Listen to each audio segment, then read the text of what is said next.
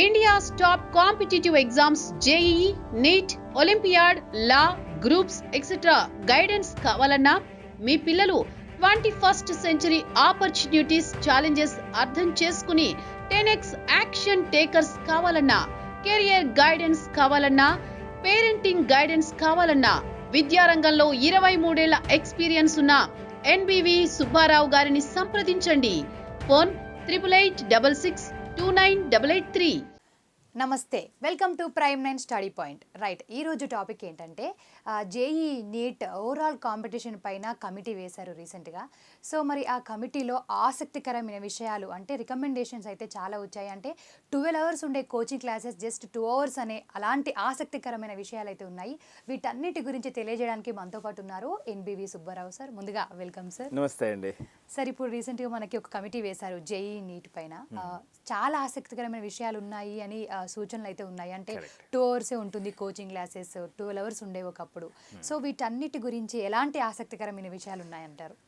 ప్రస్తుతం government of India particularly competitive exams మీద చాలా మార్పులు తీసుకురావటానికి చాలా సీరియస్గా ఆలోచిస్తుంది అనేటువంటివి చాలా స్టెప్స్ కనబడుతూ ఉన్నాయి. ఒకటి, ఓవరాల్ కాంపిటేటివ్ ఎగ్జామ్స్ యొక్క స్ట్రక్చర్ గురించి, వాటికి ఉన్నటువంటి ఇబ్బందుల గురించి తెలుసుకోవటానికి ఒక కమిటీ వేయటం జరిగింది. అలాగే పర్టికులర్లీ జేఈ అడ్వాన్స్డ్కి సంబంధించి అక్కడ ఉన్నటువంటి ఎగ్జామ్ ప్యాటర్న్ గురించి ఐఐటి కౌన్సిల్, ఐఐటి డైరెక్టర్స్కి ఉన్నటువంటి ఎప్పటి నుంచో వాళ్ళకు చాలా అంటే దీని నుంచి కొంత విమర్శిస్తూ ఉంటారు. వాళ్ళు సరైన టాలెంట్ ఉన్నటువంటి వాళ్ళు రావట్లేదు అని. అది అప్పుడే 10-15 సంవత్సరాల నుంచి నడుస్తూ ఉంది. సో దాని నుంచి కూడా ఒక సమూలమైనటువంటి మార్పులు చేసేటువంటి ఉద్దేశంతో పర్టికులర్లీ సెంట్రల్ గవర్నమెంట్ చాలా తీవ్రంగా ఆలోచన చేస్తూ ఉంది. స్వరూపం కూడా మారేటువంటి అవకాశాలు చాలా స్పష్టంగా కనబడుతున్నాయి. సో దీనికి సంబంధించి జూన్ 17, 2025న ministry of education, government of India ministry of education వాళ్ళు ఒక కమిటీ వేశారు. సో వీళ్ళలో చాలా మంది అంటే సిబిఎస్ఈ డైరెక్టర్స్ కానివ్వండి, అలాగే ఎన్టీఏకి సంబంధించినటువంటి వాళ్ళు కానివ్వండి, ఇలా ఒక విభిన్నమైనటువంటి వ్యక్తుల్ని ఈ కమిటీలో వేయటం జరిగింది. సో ఈ కమిటీ యొక్క ఉద్దేశం ఏమిటంటే గ్యాప్స్ ఇన్ స్కూల్ ఎడ్యుకేషన్, అంటే ఎగ్జామైన్ gaps in school education, school ఎడ్యుకేషన్లో ఉన్నటువంటి గ్యాప్స్, అలాగే కాంపిటేటివ్ ఎగ్జామ్స్కి ఉన్నటువంటి మధ్యలో ఉన్నటువంటి గ్యాప్ను ఐడెంటిఫై చేయటం, ఏ గ్యాప్స్ ఉన్నాయి అనేది first point. The second point ఏమిటంటే the effectiveness and fairness of entrance examinations in India. So వీటి యొక్క ఎఫెక్టివ్నెస్ ఎంతవరకు ఉంది, వాటి ఫెయిర్నెస్ ఎంతవరకు ఉంది అనేటువంటి అంశం అనేటువంటిది రెండవది. పర్టికులర్లీ బేసికల్గా ఈ 2 పాయింట్ల మీద కూడా కమిటీ వేయటం జరిగింది. సో ఈ కమిటీ ఏం జరిగిందంటే ఆగస్టు 26వ తారీఖున 2025లో, అలాగే నవంబర్ 15, 2025వ తారీఖున సమావేశం అవ్వటం జరిగింది. వాళ్ళు కొన్ని రికమెండేషన్స్ చేశారు. అందులో చాలా ఆసక్తికరమైనటువంటి విషయాలు ఉన్నాయి. మీరు అన్నట్టుగా స్వరూపం మారేటువంటి అవకాశాలు ఉన్నాయా ఏంటనేటువంటిది ఒకసారి ఒక 10 నిమిషాలు మనం చర్చిస్తే మనకు అర్థమవుతుంది ఎలాంటి మార్పులు ఉన్నాయి దాంట్లో. సో మొట్టమొదటిది ఏమిటంటే వాళ్ళు ఐడెంటిఫై చేసింది కోచింగ్ క్లాసెస్ యొక్క ప్రభావం చాలా ఎక్కువైపోయింది. రైట్, మరి వీటి ప్రభావం చాలా ఎక్కువైపోయి అది స్టూడెంట్ వెల్ బీయింగ్ మీద, అలాగే రెండవది స్కూల్స్ యొక్క వాల్యూ పైన, మూడవది ఈక్విటీ ఆఫ్ ఎడ్యుకేషన్ పైన, ఈ మూడింటి మీద అత్యధిక ప్రభావాన్ని చూపుతుంది అనేటువంటి ఫస్ట్ ఐడెంటిఫికేషన్. సో దీనివల్ల ఏమవుతుంది, మనం కూడా చాలా చూస్తూ ఉన్నాము, చాలాసార్లు బాధపడుతూ ఉన్నాము. సో ఈ జేఈ నీట్ కోచింగ్ల వల్ల అటు రాజస్థాన్ కోటాలో కానివ్వండి, దురదృష్టవశాత్తు మన హైదరాబాద్లో కానివ్వండి, అనేకమైనటువంటి ఆత్మహత్యలు, పిల్లల యొక్క ఆత్మహత్యలు. సో కొంతమంది నేను చెబుతూ ఉంటాను, ప్రతి వారం నేను చూస్తూ ఉంటాను, స్టూడెంట్స్ వెల్ బీయింగ్ అనేటువంటివి చాలా ఇబ్బంది అవుతున్నటువంటి సందర్భం, వాళ్ళు మెంటల్గా స్ట్రెస్ అవుతున్నటువంటి సందర్భం, సెల్ఫ్ డిమోటివేట్ అవుతున్నారు, వాళ్ళు ఆ మెంటల్గా స్ట్రెస్ అయినటువంటి వాళ్ళు కోలుకోవటానికి ఎంతో టైం పడుతున్నటువంటి సందర్భం. సో ఒక్కొక్కరి నేచర్ ఒక్కొక్కలా ఉంటుంది కాబట్టి, సో అందువల్ల స్టూడెంట్ వెల్ బీయింగ్ సో మన అందరికీ తెలిసినటువంటిది. సో దీని మీద తీవ్రమైనటువంటి ప్రభావం ఉంది. రెండోది అతి ముఖ్యమైనటువంటిది, స్కూల్స్ అనేటువంటివి డమ్మీ స్కూల్స్ అయిపోయినాయి. అంటే స్కూల్ సిస్టమ్ యొక్క వాల్యూ మీద దీని ప్రభావం ఎక్కువ పడి ఆ స్కూల్ సిస్టమ్ యొక్క వాల్యూని తగ్గించేసింది అనేటువంటిది రెండో ఐడెంటిఫై చేసింది. మనందరికీ తెలిసినటువంటి విషయమే. పర్టికులర్లీ మనకు కొంత తక్కువ, కానీ కొన్ని స్టేట్స్లో నార్థరన్ స్టేట్లో ఏమవుతుంది అంటే అసలు స్కూల్ అనేటువంటి పాత్రే లేకుండా కంప్లీట్గా ఈ కోచింగ్ క్లాసెసే ఉంటాయి. సో మనకున్నటువంటి తెలుగు స్టేట్స్లో ఉన్నటువంటి స్ట్రక్చర్లు ఏమిటంటే వాళ్ళకి కాలేజ్ ఉంటుంది, సో నామాత్రంగా కాలేజ్ ఉంటుంది, సో అంతా ఈ కోచింగ్ క్లాసెస్ అనేటువంటి దాంట్లో ఉంటుంది. సో అందువల్ల వాళ్ళు ఉపయోగించినటువంటి పదం డమ్మీ స్కూల్స్ అయిపోయినాయి అనేటువంటిది వాళ్ళు ఉపయోగించినటువంటి పదం. అలాగే మూడవది ఈక్విటీ ఆఫ్ ఎడ్యుకేషన్. సో ఈ కోచింగ్ క్లాసెస్ చాలా అంతరాలు పెరుగుతున్నాయి అనేటువంటివి ఇవి 3 కీలకమైనటువంటి పాయింట్స్. సో దీనితో పాటుగా ఇంకేం ఫైండ్ అవుట్ చేశారంటే ఎగ్జామ్ అనేటువంటిది, ఎగ్జామ్కి ఇప్పుడు 11th 12thలో సిబిఎస్ఈలో ఉన్నటువంటి సిలబస్కి చాలా డిస్కనెక్ట్ ఉంది. ఏ ఎగ్జామ్కి? బోర్డ్ ఎగ్జామ్కి సేమ్ దాని మీదే ఉంటుంది, కాంపిటేటివ్ ఎగ్జామ్కి. సో అందువల్లే కదా వీరి పిల్లలు కాంపిటేటివ్ ఎగ్జామ్ కోసం కోచింగ్ క్లాసెస్ కోసం ఎక్కువ వెళ్తున్నారు. సో కాబట్టి ఈ కాంపిటేటివ్ ఎగ్జామ్కు సంబంధించినటువంటి సిలబస్ దాని అంటే లెవెల్, సిలబస్ ఏమైనా లెవెల్, సో దీనికి డిస్కనెక్ట్ ఉంది, అదొక ఫైండింగ్. అలాగే మరి స్కూల్స్లోనే ఆ రకమైనటువంటి తర్ఫీదు ఎందుకు ఇవ్వలేకపోతున్నాము? మరి మళ్ళీ ఎక్స్ట్రా కోచింగ్ క్లాసెస్కి ఏమిటి? మరి స్కూల్ అనేటువంటిది ఉంది కదా, సుమారు 8 నుంచి 9 గంటలు అక్కడ పిల్లలు స్పెండ్ చేస్తున్నారు కదా అన్నప్పుడు వాళ్ళు ఐడెంటిఫై చేసిన మరో ఫైండింగ్ ఏమిటంటే అక్కడ ల్యాక్ ఆఫ్ రిసోర్సెస్ ఉన్నాయి. ఆ రిసోర్సెస్ కొరత ఎక్కువ ఉంది. ఎలా కొరత ఉంది అన్నప్పుడు ఈ కాంపిటేటివ్ లెవెల్ కోచింగ్ టీచ్ చేసేటువంటి ఎఫిషియన్సీ చాలామంది టీచర్స్ దగ్గర ఆ లెవెల్ ఉండట్లేదు. బోర్డు వరకు ఉంటుంది తప్ప ఆ లెవెల్ టీచ్ చేసేటువంటి ఎఫిషియన్సీ టీచర్స్కి మనం ఇవ్వలేకపోతున్నాము అనేటువంటిది ఒక ఫైండింగ్.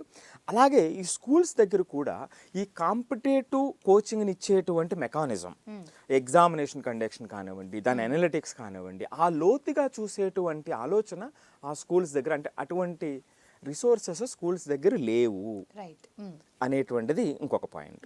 ఇప్పుడు నేను ఇందాక చెప్పినటువంటిది మూడవది. దీనివల్ల స్కూల్స్ డమ్మీ అయిపోతున్నాయి, డమ్మీ స్కూల్స్గా తయారవుతున్నాయి. సో ఎందుకంటే ఈ పిల్లలు పేరెంట్స్ ఎక్కువ వాల్యూ ఇచ్చేటువంటిది 11th 12thకి వచ్చేటప్పటికి ఈ కోచింగ్ క్లాసెస్కి వాల్యూ ఇస్తున్నారు తప్ప దీనికి అసలు వాల్యూ ఇవ్వట్లేదు. సో అందువల్ల ఇవి డమ్మీ స్కూల్స్ అయిపోతున్నాయి.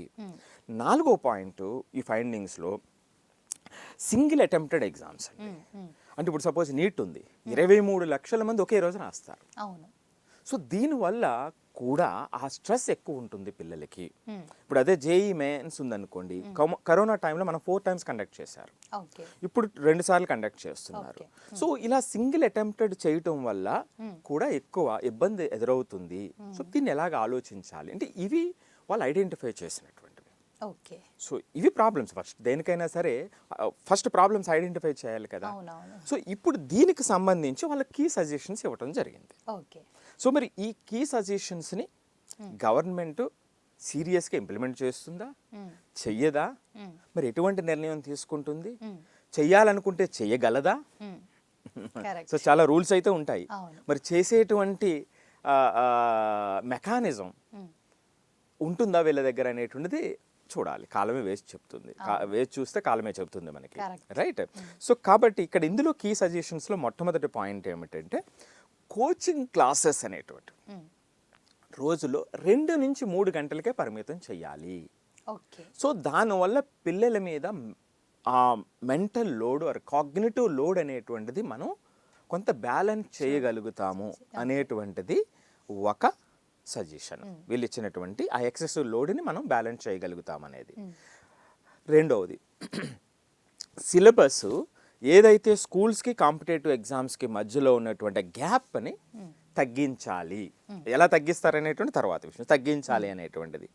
మూడవ పాయింట్ అతి ముఖ్యమైనటువంటిది, అతి దారుణమైనటువంటిది, దురదృష్టకరమైనటువంటిది ఏమిటి అంటే కోచింగ్ సెంటర్స్ యొక్క అడ్వర్టైజ్మెంట్ పాలసీ. కరెక్ట్. మెయిన్గా దీన్ని రెగ్యులేట్ చేయాలి. మెయిన్గా అడ్వర్టైజ్మెంట్ చూసే జాయిన్ అవుతూ ఉంటారు ఎవరైనా. కానీ నాకు చాలా బాధ అనిపిస్తుంది సాదిక, ఎందుకంటే ఇన్స్టిట్యూట్లు అంటే విద్యా బుద్ధులు, నీతి బుద్ధులు నేర్పించాల్సినటువంటి ప్లేసెస్. కరెక్ట్. అలాంటి వాటి ద్వారా వచ్చేటువంటి అడ్వర్టైజ్మెంట్స్, మిస్లీడింగ్ అడ్వర్టైజ్మెంట్స్, నమ్మకం ఇవ్వనటువంటి అడ్వర్టైజ్మెంట్స్, పేరెంట్స్ని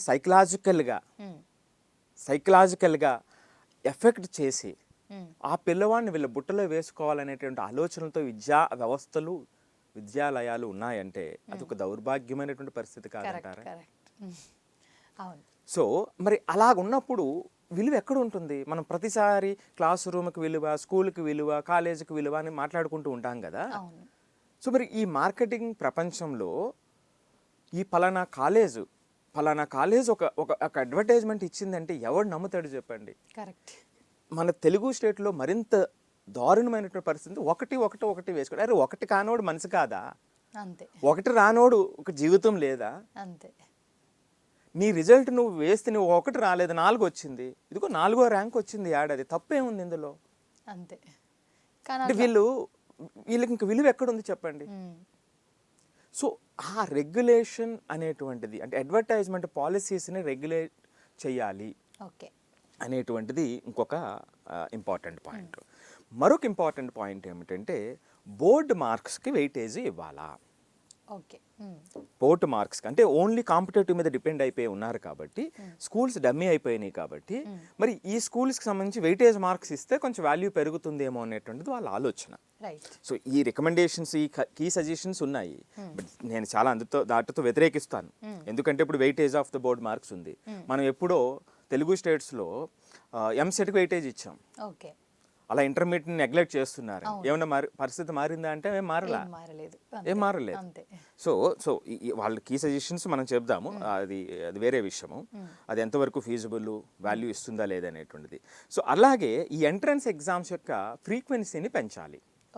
సో మేబీ ఇది ఒక మంచి సజెషన్ అయి ఉండొచ్చు. ఇప్పుడు జేఈ మెయిన్స్ ఉంది, మనం 2 సార్లు కండక్ట్ చేస్తున్నాం, ఇదివరకు 4 సార్లు కండక్ట్ చేస్తాం. అలాగే నీట్కి కూడా అలాగ చేసేటువంటి అవకాశం ఉందేమో అనేటువంటిది, అది మారినటువంటి టెక్నాలజీతో అదొక ఫీజిబిలిటీ ఉంటుంది. అలాగే మరొక అతి ముఖ్యమైనటువంటిది ఏమిటంటే వీళ్ళు గైడ్ చేస్తున్నది లాంగ్ రన్లో అసలు పిల్లలకి ఎందుకు ఈ కన్ఫ్యూజన్ వస్తుంది అన్నప్పుడు, వీళ్ళకి 8th క్లాస్ నుంచే కూడా appropriate coaching, appropriate career guidance ఇవ్వాలి. ఇటువంటి ఆప్షన్స్ ఉన్నాయి, మీరు చూజ్ చేసుకోవచ్చు అనేటువంటి దాన్ని మనం 8th క్లాస్ నుంచి పిల్లలకి అందించాలి అనేటువంటిది వీళ్ళ ఆలోచన. దానితో భాగంగానే నేషనల్ ఆప్టిట్యూడ్ పోర్టల్ అని ఒక దాన్ని డెవలప్ చేయాలి అనేటువంటి నిర్ణయం కూడా తీసుకోవడం జరిగింది. సో ఇవి ముందుగా నేను చెప్పింది ఫైండింగ్ చెప్పాను, అది మనందరికీ తెలిసినటువంటిది. వాళ్ళు మరొకసారి వాళ్ళు చెప్తే ఇంకొంచెం దానికి ఒక వాల్యూ వస్తుంది కాబట్టి పొజిషన్లో ఉన్నటువంటి వాళ్ళకి అది దానికి సంబంధించి కొన్ని కీ రికమెండేషన్ చేశారు. అంటే ఇక్కడ ఏమవుతుందంటే మీకు ఇప్పుడు వీళ్ళు చెప్పినటువంటివన్నీ కూడా కొన్ని అన్నీ, ఇప్పుడు నేను అందులో వీటిలో నేను చెప్పినటువంటి వాటిల్లో అన్నిటిలో కూడా అడ్వర్టైజ్మెంట్ ప్రాక్టీసెస్ అనేటువంటిది ఒకటిని, ఫ్రీక్వెన్సీ ఆఫ్ ఎంట్రన్స్ ఎగ్జామినేషన్ ఒకటి, ఈ 2 కూడా నేను ఇది చేస్తూ ఉంటాను. అంటే 2 వీటిని వాల్యూ చేస్తాను.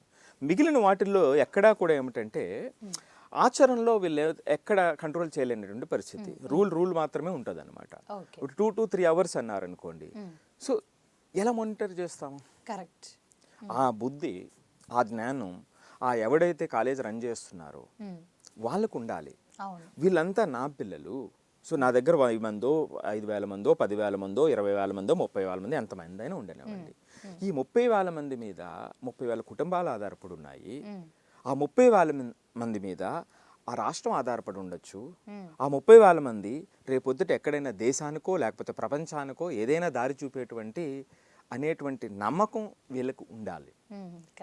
రైట్. సో వీళ్ళు ఓకే, సో ఇక్కడ కాగ్నిటివ్ లోడ్ ఎక్కువ అవుతున్నప్పుడు నేను ఏం చేయాలి అనేటువంటి బుద్ధి జ్ఞానం ఈ మేనేజ్మెంట్లకు ఉంటే ఇవి పెద్ద విషయం కాదు.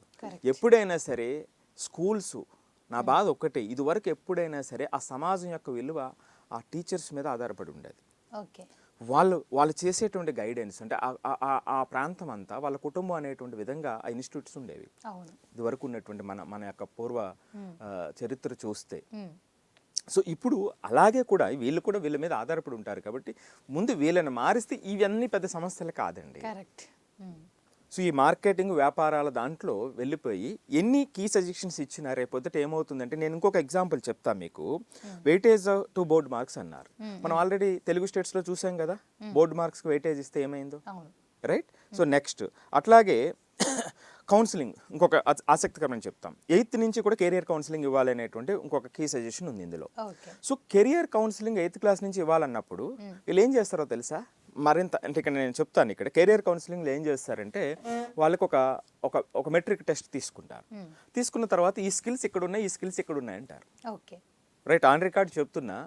ఒకవేళ అది ఇంప్లిమెంట్ అయితే మనం కొన్ని సంవత్సరాల తర్వాత మాట్లాడుకున్నా ఇదే జరుగుద్ది. ఓకే. ఏమిటంటే అది ఆ సైకోమెట్రిక్ టెస్ట్ మీకు కొన్ని పాయింట్స్ ఇస్తుంది. మీరు ఈ స్కిల్స్లో బాగున్నారు, ఈ స్కిల్స్లో మీడియంగా ఉన్నారు, ఈ స్కిల్స్లో తక్కువ ఉన్నారని. ఓకే. వీళ్ళు ఏం చేస్తారో తెలుసా? దాని అర్థం ఏమిటంటే యాక్చువల్గా మనం చెప్పాల్సినటువంటిది ఇప్పుడున్నటువంటి పరిస్థితుల్లో నీకు ఈ స్కిల్స్ తక్కువ ఉన్నాయి. ఓకే. రైట్, చెప్పేసి నువ్వు ఈ స్కిల్స్తో నీ కెరియర్ నిర్మించుకోవాలనుకున్నట్లయితే దీన్ని ఇంప్లిమెంట్ చేయడానికి, దీన్ని ఇంక్రీజ్ చేయడానికి పని చేయాలి నువ్వు. వీళ్ళు ఏం చేస్తారో తెలుసా? ఇప్పుడు చెప్తున్నా మీకు, నువ్వు దీనికి పనికిరావని చెప్తారు డైరెక్ట్. ఓకే. సో తద్వారా పిల్లవాడికి ఏమవుతుంది? డిసప్పాయింట్ అయిపోతారు, డిమోటివేట్ అయిపోతారు, మరింత ఎక్కువ నష్టాన్ని చేకూరుస్తారు. కరెక్ట్. అంటే చిన్న చిన్న విషయాలు ఎంత ప్రభావం చూపుతా నేను చాలా జాగ్రత్తగా చూశాను కాబట్టి చెబుతున్నా. సో ఇది దీనికి సంబంధించినటువంటి సవివరమైనటువంటి అంటే కోచింగ్ క్లాసెస్ మీద సెంట్రల్ గవర్నమెంట్ వేసినటువంటి కమిటీ ఇచ్చినటువంటి ఫైండింగ్స్, రికమెండేషన్స్. వీటన్నిటిలో అతి ముఖ్యమైనటువంటి ఒక్క విషయం ఉందండి. చాలా అద్భుతమైనటువంటి విషయం, నేను చాలా అప్రిషియేట్ చేసేటువంటి విషయం. ఇదేమిటంటే గత 3 సంవత్సరాల నుంచి JEE mains, CUET, JEE advanced, NEET exams ఏవైతే జరిగినాయి ఉన్నాయో ఈ జరిగినటువంటి ఎగ్జామ్స్ని సెషన్ వైజ్ ఎగ్జామైన్ చేసి ఆ ఎగ్జామ్కి సంబంధించినటువంటి validity, reliability, discriminatory power of competitiveness అంటే కాంపిటేటివ్ ఎగ్జామ్స్, ఈ మూడింటి మీద కూడా ఒక డీటెయిల్డ్ అనాలిసిస్ చేయబోతున్నారు. సూపర్. సో అంటే ఈ పిల్లలు, ఈ టాపర్స్ అయినటువంటి పిల్లల్లో మార్పు ఎంతవరకు వచ్చింది, ఎట్లాంటి మార్పులు వచ్చినాయి అనేటువంటి అద్భుతమైనటువంటి విషయం. సో ఈ ఫైండింగ్ ఐ థింక్ చాలా చాలా విషయాలను మనకు తెలియజేస్తుంది. అంటే ఎక్కువ మందిని ఆ మంచి దిశగా తీసుకెళ్ళటానికి ఏ విధమైనటువంటి చర్యలు చేయాలో అనేటువంటి దానికి నేను చాలా ఆసక్తిగా ఎదురు చూస్తున్నాను దాని గురించి. సో వీళ్ళన్నీ తీసుకున్నటువంటి నిర్ణయాల్లో ఇది నేను చాలా అప్రిషియేట్ చేసేటువంటి నిర్ణయం గత 3 సంవత్సరాల నుంచి. ఎందుకంటే ఇవన్నీ కూడా ఆన్లైన్లో జరిగినాయి.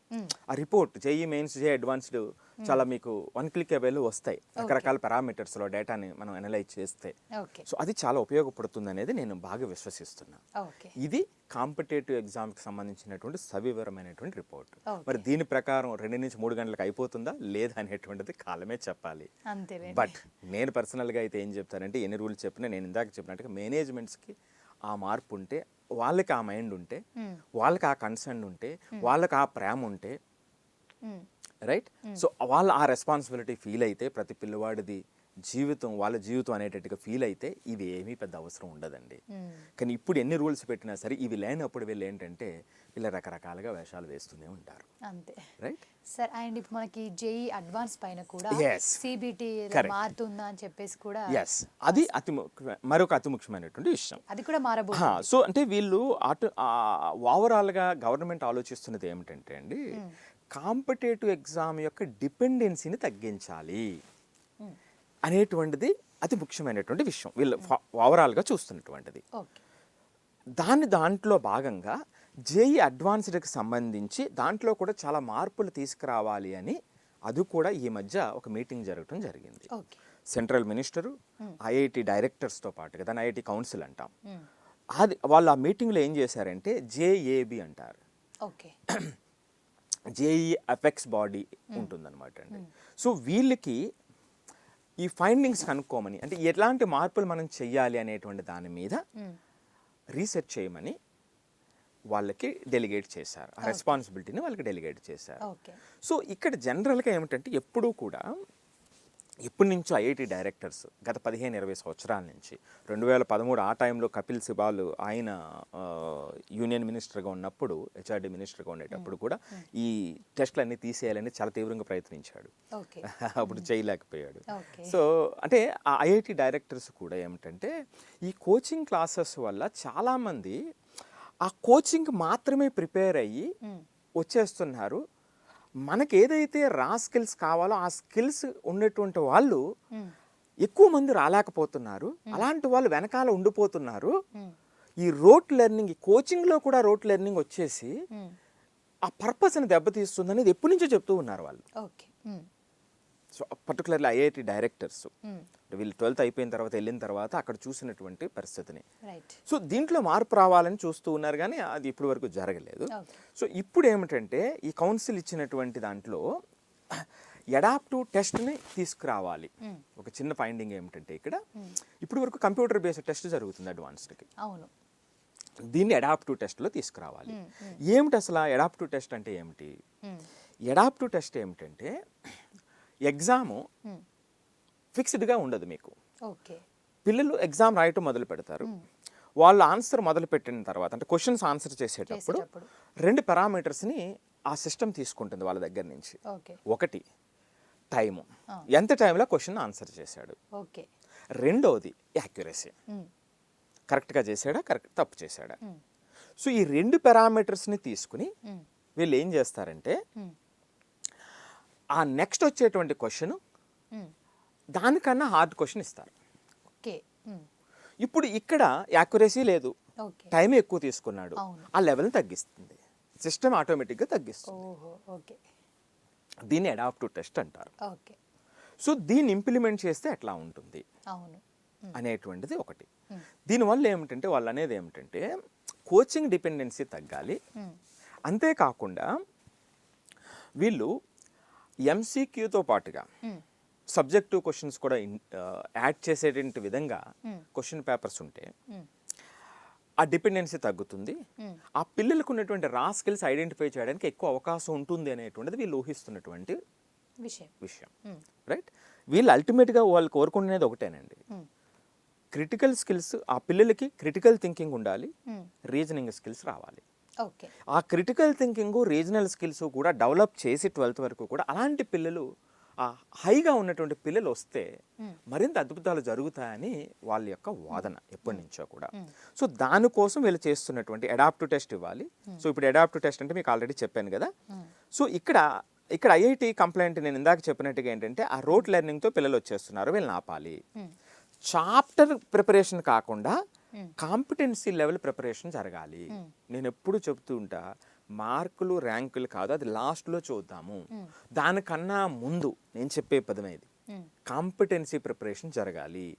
ఆ కాంపిటెన్సీ ప్రిపరేషన్ అంటే వాళ్ళ పేషెన్స్ కానివ్వండి, వాళ్ళ లాజికల్ థింకింగ్ కానివ్వండి, వాళ్ళ క్రిటికల్ థింకింగ్ కానివ్వండి, వాళ్ళ అప్లికేషన్స్ కానివ్వండి, రైట్, వాళ్ళ యాక్యురసీ కానివ్వండి, రైట్. సో ఇవన్నీ కూడా పెరగాలి వీళ్ళలో. ఇది దానికి ఉపయోగపడుతుంది అనేటువంటిది నా 2 బుక్స్లో నేను రాసినటువంటి వాదన కూడా అదే. సో ఆ మార్పులు పిల్లల్లో తీసుకురావాలి. ఫైనల్గా మార్క్స్ రావటం అనేది నెక్స్ట్ స్టెప్. సో ఇలా కాంపిటెన్సీ లెవెల్ ప్రిపరేషన్ జరిగినప్పుడు ఇప్పుడు ఏంటంటే చాప్టర్ వైజ్ ప్రిపరేషన్ జరుగుతుంది. ఈ చాప్టర్ ప్రిపేర్ అవుతుంది దేనికోసం? ఈ ఎగ్జామ్ కోసం, రైట్. సో అల్టిమేట్గా ఎగ్జామ్ అనేది ఒకటి. సో దానికన్నా పెద్దది ఈ క్రిటికల్ థింకింగ్ కానివ్వండి, రీజనింగ్ స్కిల్స్ని డెవలప్ చేసేటువంటి విధంగా కోచింగ్ నడవాలి, వీళ్ళ ప్రిపరేషన్ ఉండాలి అనేటువంటిది. సో దానివల్ల ఏమవుతుందంటే మల్టీ కాన్సెప్చువల్ రీజనింగ్ కానివ్వండి, ఆల్జీబ్రిక్ ఈక్వేషన్స్ సాల్వ్ చేసేటువంటి విధానంలో వాళ్ళకి నైపుణ్యత కానివ్వండి, లేక కర్వ్ అనాలిసిస్ కానివ్వండి, ఇలాంటి స్కిల్స్ ఆ 12th వరకు ఈ ప్రిపరేషన్లో వాళ్ళకు వస్తే రేపొద్దుట వాళ్ళు చేసేటువంటి అప్లికేషన్స్ చాలా డిఫరెంట్గా ఉంటాయి అనేటువంటిది వీళ్ళు చెప్తున్నటువంటి మాట. సో ఇవి వీళ్ళు ప్రపోజ్ చేస్తున్నటువంటి. దీంట్లో ఒక ప్రయోగాన్ని కూడా చేశారు. అంటే ఈ 2 కూడా నేను ఇందాక చెప్పిన 3 సంవత్సరాలు రిజల్ట్ ఎంత గొప్పదో, ఇంకొకటి వీళ్ళు ఏం చేశారంటే ఇప్పుడు గత ప్రీవియస్ జేఈ అడ్వాన్స్డ్ క్వశ్చన్స్ ఏదైతే ఉన్నాయో గత 10 సంవత్సరాల నుంచి ఉన్నటువంటి క్వశ్చన్స్ అన్నీ కూడా ఒక వెబ్సైట్లో పెట్టారు, సాతి వెబ్సైట్ అని, SATHE అని. సో దీంట్లో వీళ్ళు చేస్తున్న ప్రయోగం ఏమిటంటే ఇప్పుడు నేను ఏదైతే అడాప్టివ్ టెస్ట్ మోడల్ అన్నానో ఆ టెస్ట్ మోడల్తో అక్కడ ఎగ్జామ్ కండక్ట్ చేస్తున్నారు. సో ఈ పిల్లలంతా వెళ్ళి ఎవరైతే జేఈ అడ్వాన్స్ రాయబోతున్నారో ఈ పిల్లలు ప్రిపేర్ అవుతున్నటువంటి పిల్లలు వాళ్ళు ఫ్రీగా దాన్ని అటెంప్ట్ చేయమని ఎంకరేజ్ చేస్తున్నారు. సో వీళ్ళు ఇప్పుడు చేస్తే ఏమవుతుందంటే 3 నెలల తర్వాత వీళ్ళకి జేఈ అడ్వాన్స్డ్ జరుగుతుంది. అప్పుడు ఈ రాసినటువంటి పిల్లలు, ఇప్పుడు రాసిన పిల్లలు ఉంటారు కదా, అడాప్టివ్ టెస్ట్ రాస్తారు కదా, ఆ 3 నెలల తర్వాత ఫైనల్ ఎగ్జామ్ జరుగుతుంది కదా, ఈ రెండింటిని కూడా కంపేర్ చేసి ఎనలైజ్ చేసి ఈ అడాప్టివ్ టెస్ట్ యొక్క శాంక్టిటీని మనం రీసెర్చ్ చేద్దాము అనేటువంటిది ఆలోచన, అద్భుతమైనటువంటి ఆలోచన, మంచి ఆలోచన కదండి. సో అంటే ఏదో చెప్పడం చేసేయటం అనేటువంటి కాకుండా దీనికి ఒక ప్రాతిపదిక పెట్టారు. సో ఏదేమైనా సరే ఈ జేఈ అడ్వాన్స్డ్కి సంబంధించి లేదా జేఈ నీట్ కోచింగ్కి సంబంధించి రాబోయే 3 నుంచి 5 సంవత్సరాల్లో సమూలమైనటువంటి మార్పులు రాబోతున్నాయనేటువంటిది తథ్యం. సో ఆ మార్పుల వల్ల కోచింగ్ క్లాసెస్ పోతాయా వాళ్ళు ఎక్స్పెక్ట్ చేసినట్టుగా, ఇవన్నీ మనం చెప్పలేం. ఎప్పుడైతే పేరెంట్స్ నుంచి ఆ డిమాండ్ వస్తుందో అది ఎవరు ఆపలేరు. సో కాకపోతే నా యొక్క వాదన కానీ, నా యొక్క ఆవేదన కానీ, నా రికమెండేషన్ కానీ ఏదైనా అనుకోండి, పిల్లలు ఏమిటంటే జర్నీని అర్థం చేసుకుని దాన్ని వాల్యూ చేసి ఆ జర్నీ దాని యొక్క వాల్యూ వాళ్ళకి నేను ఇందాక చెప్పినట్టుగా లేదా వాళ్ళు చెప్తున్నట్టుగా కాంపిటెన్సీ ప్రిపరేషన్ లెవెల్లో రోజువారీ ఆ స్కిల్స్ వాళ్ళకి పెరిగేటువంటి విధంగా వాళ్ళ యొక్క ఆ మెంటల్ లోడ్ని వాళ్ళు అడ్జస్ట్మెంట్ చేసుకునేటువంటి విధంగా స్ట్రెస్ లేకుండా ఉండదండి. సో ఇది హయ్యర్ ఎగ్జామ్, స్ట్రెస్ ఉంటుంది.